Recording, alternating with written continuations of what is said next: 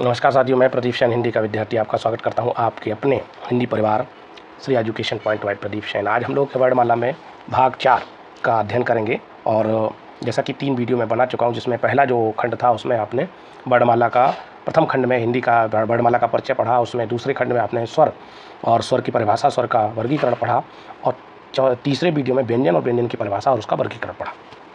तो आज हम लोग पढ़ने वाले हैं इसमें, जैसा कि आप स्क्रीन पर देख रहे हैं, अब हिंदी वर्णमाला में ही अघोष, सघोष, अल्पप्राण और महाप्राण पे चर्चा हम लोग करने वाले हैं।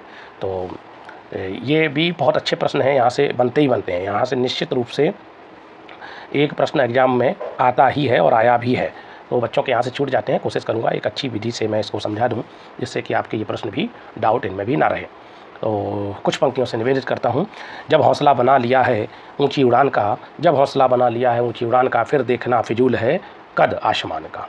जब हौसला बना लिया ऊंची उड़ान का, फिर देखना फिजूल है कद आसमान का। तो इन पंक्तियों से प्रारंभ करते हैं अपने इस टॉपिक को। और टॉपिक हमारा जैसा कि आप देख रहे हैं, अघोष, सघोष और प्राण, महाप्राण पर हम लोग चर्चा करने वाले हैं इसमें।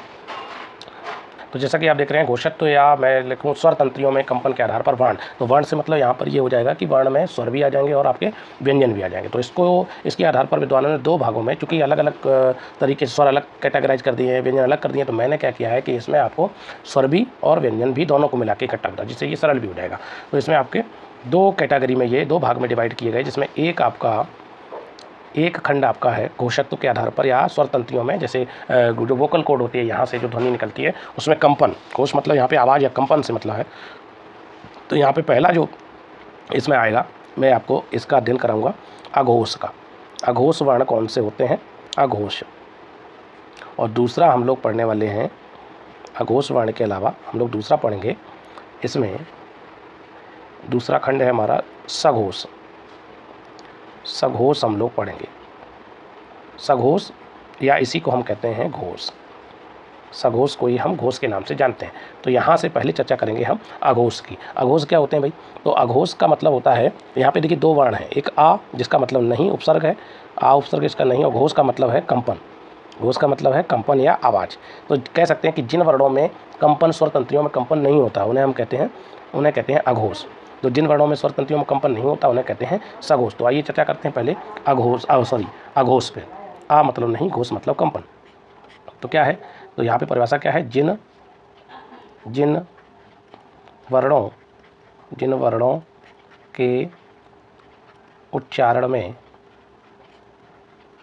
के उच्चारण में स्वर तंत्रियों यानी वोकल कॉर्ड, स्वर तंत्रियों में कंपन नहीं होता है, अघोष वर्ण कहलाते हैं। अघोष वर्ण कहलाते हैं। ये तो इसकी परिभाषा रही। अब इसमें आएगा क्या? अघोष वर्ण कहलाते हैं जिनमें क्या होता है? कंपन नहीं होता। परिभाषा भी कई बार एग्जाम में पूछी गई। तो यहाँ पे क्या है? अघोष का मतलब जिनमें कंपन नहीं होगा। अब जैसे इसमें क्या क्या आएगा? जैसे आपने वर्ग पढ़े हैं, वर्ग क्या पढ़े हैं? का वर्ग पढ़ा है हिंदी वर्णमाला, मैंने 5 वर्ग पिछले वीडियो में आपने नहीं देखा तो उसको देखना है। का वर्ग पढ़ा है, तो का वर्ग के अंतर्गत क्या क्या आ जाएंगे आपके? का, ख, ग, घ और इया। इसको इया बोलते हैं। का, खा, गा, घा, इया आ गया। और दूसरा जैसे आपने चा वर्ग पढ़ा, जिसको हम तालव्य वर्ग कहते हैं, चा वर्ग। तो इसमें आपका चा वाला पूरा आ जाएगा, चा, छ, जा और झा और ऊ।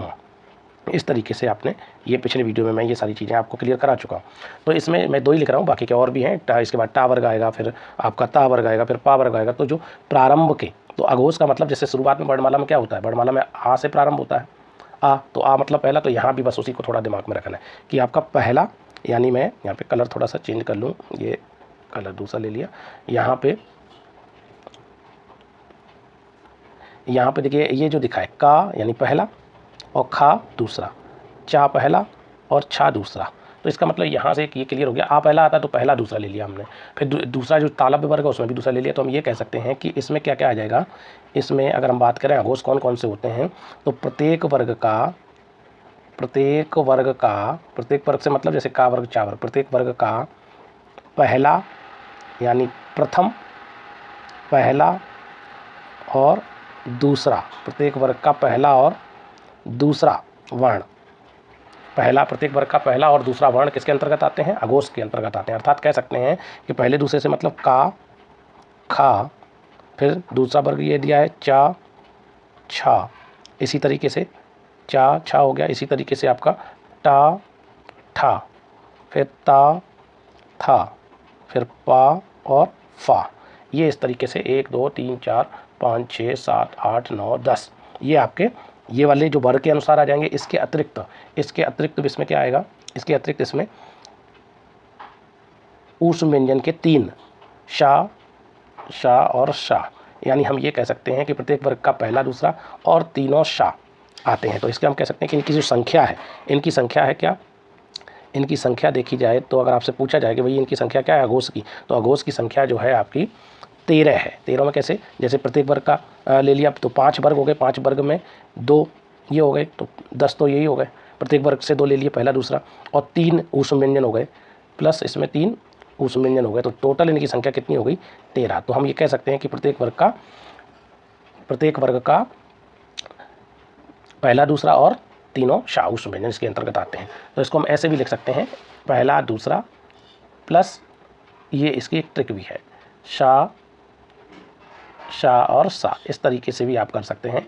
इसको आप नोट कर लीजिए, यानी ये हो गए आपके, ये ट्रिक है इसकी, इसको हम ट्रिक कहते हैं।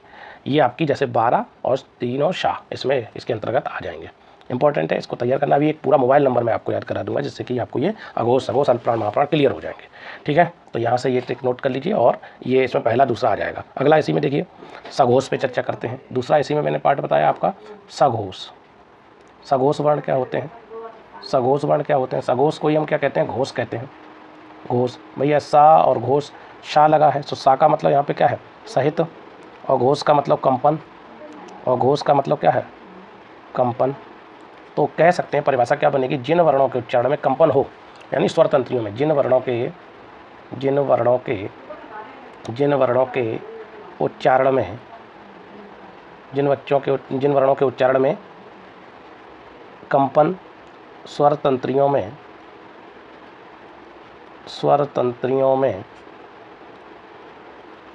कंपन होता है, सघोष या घोष वर्ण कहलाते हैं। सघोष या घोष वर्ण कहलाते हैं। साथ साथ नोट करते रहिए, कहलाते हैं। तो जिनमें कंपन हो रहा है वोकल कॉर्ड में, तो उनको कहते हैं सघोष या घोष वर्ण। इनकी संख्या क्या? भाई पिछला आपने अघोष पढ़ा था, तो अघोष में आपने क्या पढ़ा? अघोष में आपने पढ़ा 12, यानी पहला, दूसरा, इस तरीके से आपने पढ़ा 12, है ना, और तीनों शा पढ़ लिए, तीनों सा पढ़ लिया आपने, है ना। अब इसमें बस 12, जैसे इसमें क्या था, उसमें आपने का और खा पढ़ा था, यहाँ पर का, खा, फिर आगे क्या आएगा? अगली कंडीशन क्या आएगी? अगली कंडीशन आएगी आपकी का, खा छोड़ के फिर आपके मिलेंगे, इसमें आएंगे आपके प्रत्येक वर्ग का क्या आएगा? देखिए पहला, दूसरा इधर आ गए, तो इधर क्या आ जाएंगे? तीसरा, चौथा और पाँचवा। तीसरा, चौथे, पाँचवें से मतलब क्या हो जाएगा? यहाँ पे भाई का, खा को छोड़ दीजिए, का, खा, गा, घा और इंया, का, खा, गा, घा, इंया, ये हो गया आपका पहला, तीसरा, चौथा, पाँचवा। फिर जैसे हम चा वर्ग लेंगे, तो इसमें चा, छा इधर आ जाएंगे, और ये अघोष में आ जाएंगे, और इधर क्या आ जाएंगे? चा, छा, फिर जा, झा और ऊँ, जा, झा, ऊँ। फिर ये टा वर्ग लिया हमने, टा और ठा इधर आ जाएंगे, टा, ठा, इधर आ जाएंगे डा, ढा और अड़ा। फिर इधर वाले में ता और था छोड़ दीजिए, ता, था अघोष हो गए। फिर आ जाएंगे ता, था, दा, धा और ना आ गए। फिर इधर आप पा और फा को छोड़ दीजिए, तो इधर क्या जाएंगे? पा, फा, बा, भा और माँ।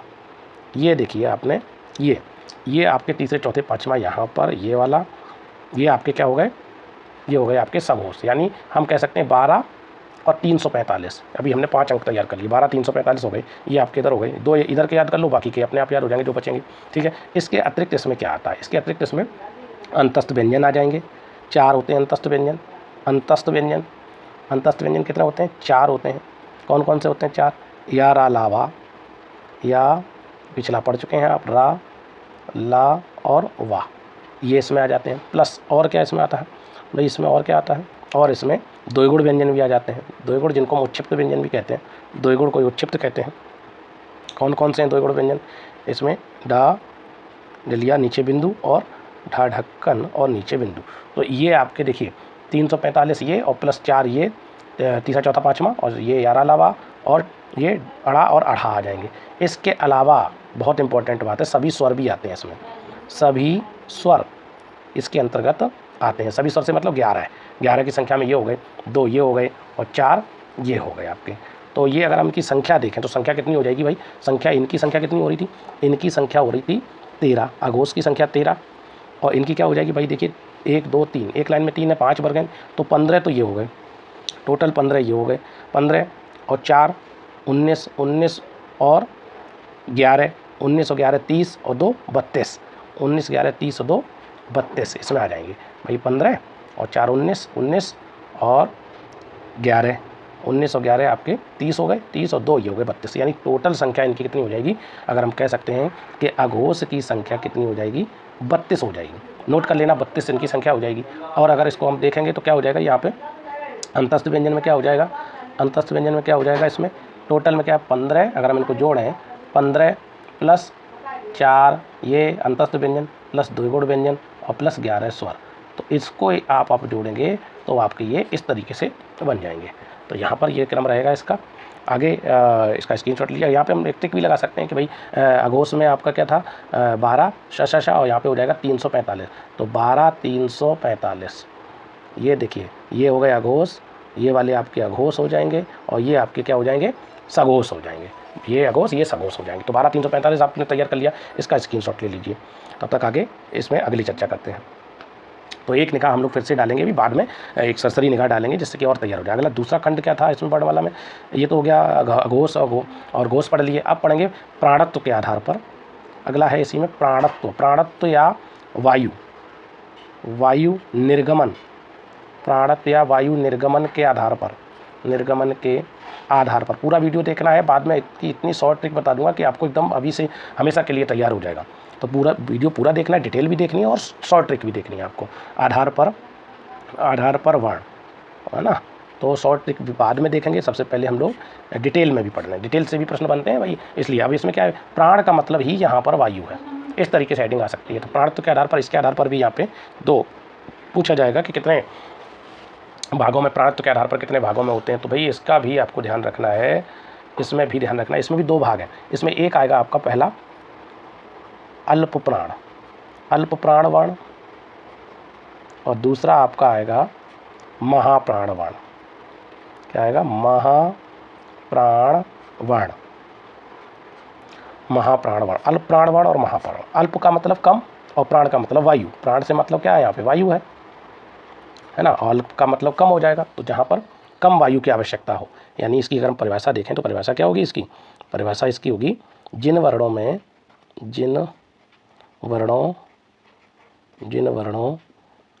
के उच्चारण में, साथ साथ नोट करते रहिए, उच्चारण में कम वायु निर्गत होती है या निकलती है, मुख से कम वायु निकलती है, अल्प प्राण वर्ण कहलाते हैं, अल्प प्राण वर्ण कहलाते हैं, अल्प प्राण वर्ण कहलाते हैं। ये तो इसकी परिभाषा हो गई। अब इसमें आएगा क्या? यानी जिसमें कम वायु निर्गत हो वो अल्प प्राण है। इसमें क्या आएगा? तो इसमें आपने जैसे ये जो वर्ग पढ़े हैं, इसमें क्या क्या आएगा? वर्ग जो आपने पढ़े हैं उसके अकॉर्डिंग हम लोग चलेंगे। इसमें अगर देखें इसकी डिटेल में क्या क्या आएगा इसमें, तो इसमें प्रत्येक वर्ग का, यानी अल्प प्राण में क्या आएगा? प्रत्येक वर्ग का पहला, इसमें प्रत्येक वर्ग का पहला, तीसरा और पाँचवा वर्ण आता है, एक एक को छोड़ के पहला, तीसरा, पाँचवा वर्ण इसमें आएगा। प्लस इसमें क्या आएगा? इसमें भी अंतस्थ व्यंजन आएंगे, अंतस्थ व्यंजन इसमें भी आएंगे, लेकिन द्विगुण इसमें नहीं आते।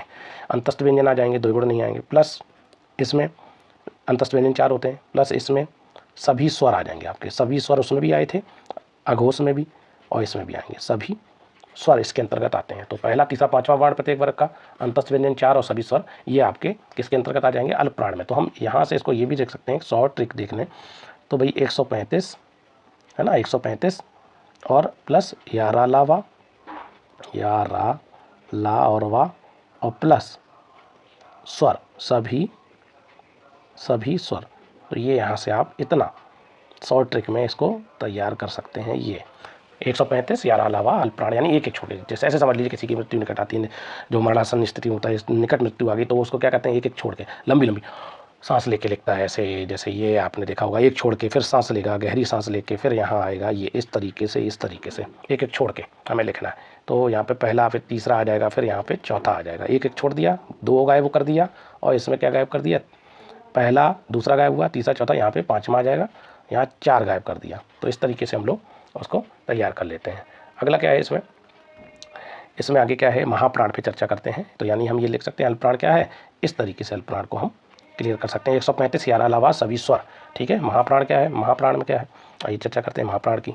महाप्राण दूसरा है इसी का, महाप्राण, महाप्राणवाण।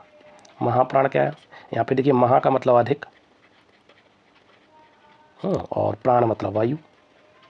तो हम ये कह सकते हैं कि जिन वर्णों के उच्चारण में अधिक वायु निर्गमन होती है मुख से, जिन वर्णों के उच्चारण में अधिक वायु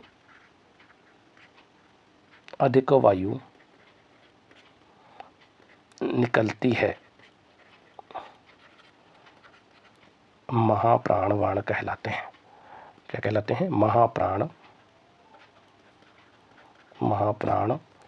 कहलाते हैं। महाप्राणवाण कौन से हैं, जिनमें अधिक वायु निकले।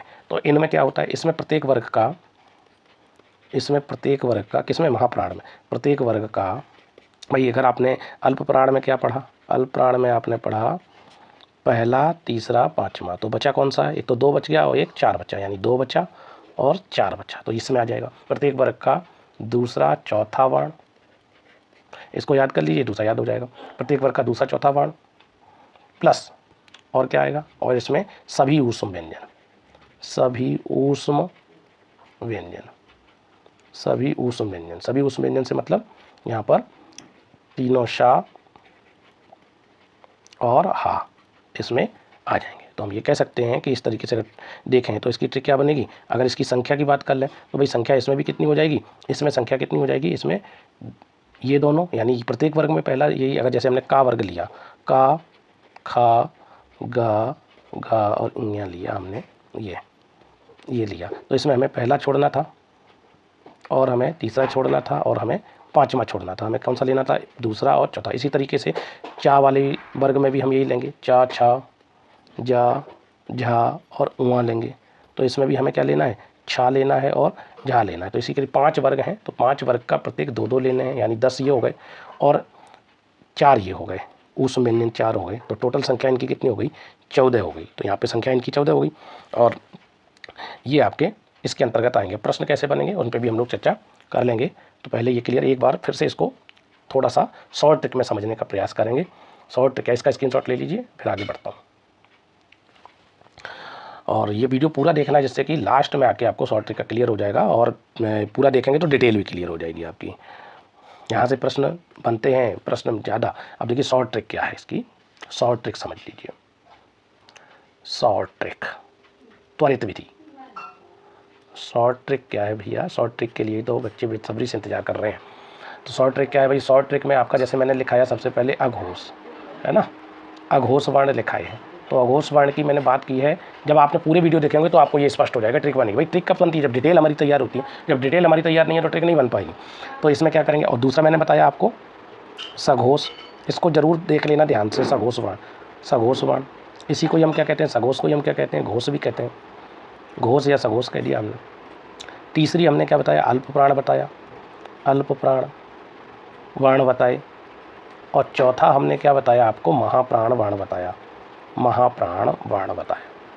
इसको समझिए क्या क्या है, इसकी शॉर्ट ट्रिक क्या है। तो भाई सीधी सी वे में मैं नंबर लिख रहा हूँ, मैंने बताया था 12, है ना, इसका मैं नंबर लिखे दे रहा हूँ तो आपको क्लियर हो जाएगा। भाई 12, ये आपका 12, 12, फिर मैंने इसको लिखा 345, 12 345 और 12 345 135 और ये आपका 24। ये देखिए मोबाइल नंबर आपका तैयार हो गया है। अगर मैं डायरेक्ट इसको इन सबका इकट्ठा लिख दूं तो मैं क्या लिखूँगा, 12 345 135 और 24। ये देखिए ये मोबाइल नंबर आपको डायल करना है। अगर आपने ये मोबाइल नंबर डायल कर लिया तो आपका ये हमेशा के लिए तैयार हो जाएगा। 12 345 135 24, यानी ये आपकी कंडीशन किसकी है, अघोष। ये अघोष, ये घोष है ना, ये घोष, ये अल्प प्राण, अल्प प्राण, और ये आपके महाप्राण। ये देखिए सिंपल सा तरीका है। बाकी का इसमें और क्या आ जाएगा, इसमें क्या आ जाएगा, इसको भी ज़रूर लिखना है। इसमें आपके तीनों शाह आ जाएंगे, शाह शाह शाह। और इसमें क्या आ जाएगा आपका अल्प प्राण में, अल्प प्राण में एक तो इसका हा बच गया, वो लिखना है, हा, तीनों शाह इधर आ गए, हा इधर, सॉरी इसमें और ये ऊपर लिखना था, अघोष वाला छोड़ ही दिया हमने, अघोष वाला हमने छोड़ दिया है, ये नहीं आएगा। ऊपर वाले में यहाँ लिखना था हमें, ये इसको मैं इरेज कर ही दे रहा हूँ, ये गलती से लिख गया, ऊपर लिखना था मुझे, ये हाँ देखिए अब देखना है। इसमें आपका क्या आएगा, तीनों शाह आ जाएंगे, तीनों शाह। और ठीक है, इसके बाद जो इसका हा बचा था वो इधर आ जाएगा, हा, प्लस इसमें 4 अंतस्थ व्यंजन आ जाएंगे, अंतस्थ व्यंजन इसी में आएंगे, अंतस्थ, अंतस्थ व्यंजन आ जाएंगे। ठीक है, और इसमें क्या आएंगे, इसमें आपके द्विगुण व्यंजन आ जाएंगे, द्विगुण, द्विगुण आप जानते हैं, उच्छिप्त व्यंजन को ही द्विगुण कहते हैं।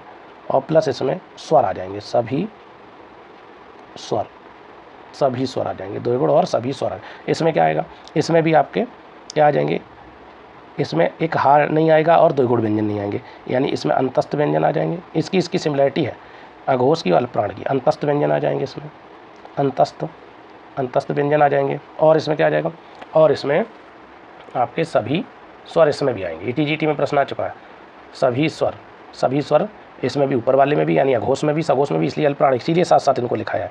और लास्ट में रह गया आपका, इसमें आपके सभी ऊष्म व्यंजन आ जाएंगे, शाह शाह शाह और हा। तो इस तरीके से आप ये शॉर्ट ट्रिक के माध्यम से तैयार कर सकते हैं। 12 345 135 और 24, और इस सभी इसमें 3 शाह आएंगे, इसमें हा इसका बच्चा वो इधर आ जाएगा, अंतस्थ व्यंजन द्विगुण और सभी स्वर। इसमें अंतस्थ व्यंजन इसी का देखिए ऊपर वाले का जैसा इसमें भी आ जाएगा, सभी स्वर इसमें भी आ जाएंगे। और इसमें द्विगुण जो थे, द्विगुण नहीं आएंगे और हा नहीं आएगा। और लास्ट वाले में सभी ऊष्म व्यंजन आपके आ जाएंगे।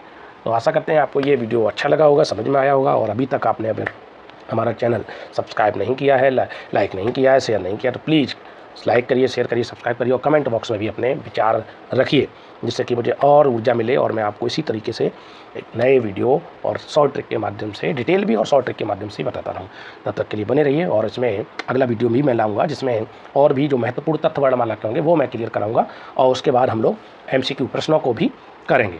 तो बने रहिए, तब तक के लिए नमस्कार, धन्यवाद, जय हिंद, जय भारत।